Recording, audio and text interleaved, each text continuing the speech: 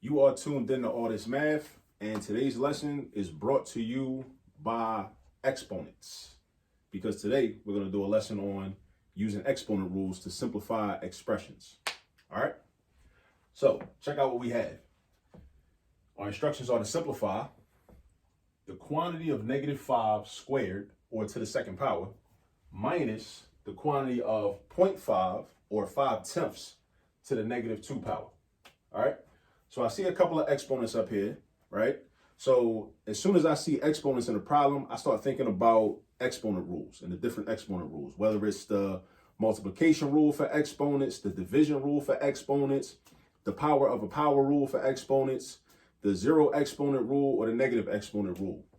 So this right here is pretty straightforward. This is just -5 to the second power. So really what it means is -5 times -5, right? It's not -5 times 2. It's -5 times -5, because what an exponent tells us is if we were to convert that to a multiplication statement, it tells us how many times that base would be written. So this 2 means that we would say -5 times -5. So -5 will be written twice. All right. So let me do that. Let me convert this part, right? We're going to talk about this part in a second, right? But for right now, -5 times -5 is +25, not -25, +25, right? So that part becomes 25. Then you write your minus sign. And now over here, before I write anything down, this has a negative exponent. Now, we can't use exponents per se when we're trying to simplify unless they're positive. And now that's when the negative exponent rule comes into play.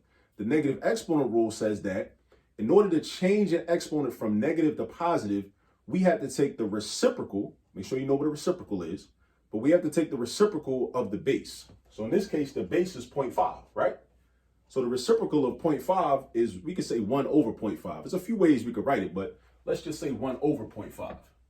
All right? So 1 over 0.5 squared, right? Now, like I said, it's a few different ways we could have did this, but for now, we're gonna just do it this way. So now I come down, my next step, I bring the 25 down. Now this becomes 0.5 times 0.5. 0.5 squared is 0.5 times 0.5, which is gonna be 0.25. So now I got 25 minus 1 over 0.25. Now this is a subtraction problem. When we subtract, we need common denominators, right? So if we think of this as a fraction, this will be 25 over 1. Our denominators are not common right now. But what I also want to do is I want to take this out of decimal format. So this is 25 hundredths, right? Tenths place, hundredths place. That's 25 hundredths.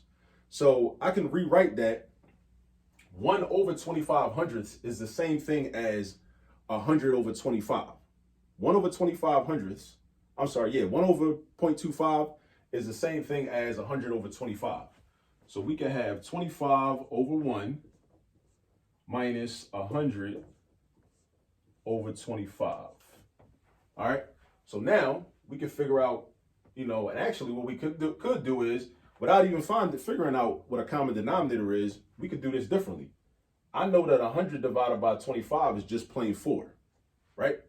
25, I can take it out of a fraction format, and I can just leave it as a 25. So in that case, I'm going to do this. This becomes plain 25 again, like it used to be up here. 100 divided by 25 is just 4. So now I'm back to whole numbers. 25 minus 4 is 21. And that is our final answer. All right.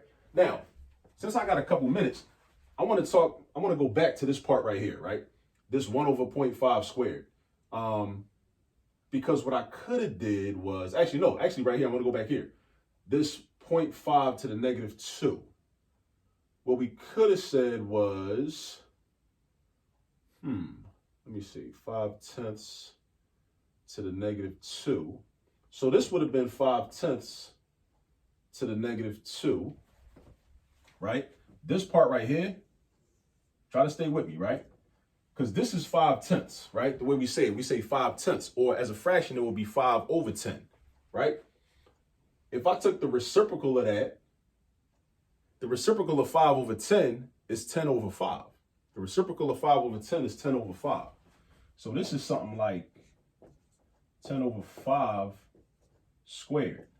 Now 10 divided by 5 is 2, and then 2 squared is 4. See what happened? So notice how we ended up with a 4 anyway. But I just wanted to just point that out just to show us and remind us that there are multiple different ways to do these problems, right? So we never have to get locked into just one way of doing a problem. All right. So if you're not already subscribed to the channel, please hit the subscription button. Also like the video if you feel like you gained value from it and learned something. Share the video with some people out there. All right. And as we always say, there's all this math all around you. Peace.